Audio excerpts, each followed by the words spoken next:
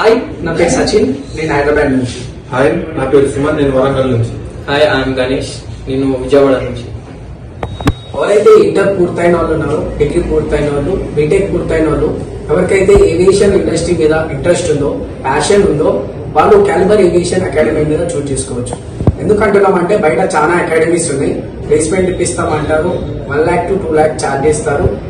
Placement అనేది ఇవ్వరు. అదే మీరు కలర్లో చూసుకోవచ్చు. మేము ముగ్గురం ఉన్నాము.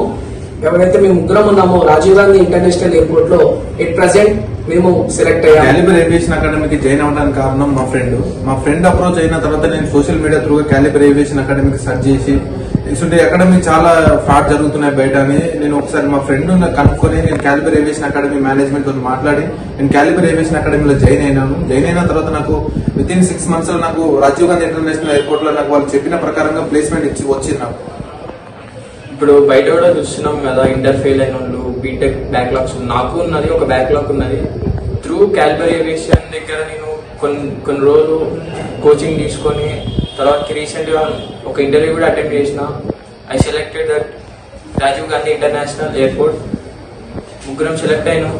అండ్ ఇక్కడ ఫ్యాకల్టీ కూడా చాలా బాగుంటుంది, ఫ్రెండ్లీగా అండ్ మంచి ఎన్విరాన్మెంట్ ఉంటుంది ఇక్కడ అకాడమీలో.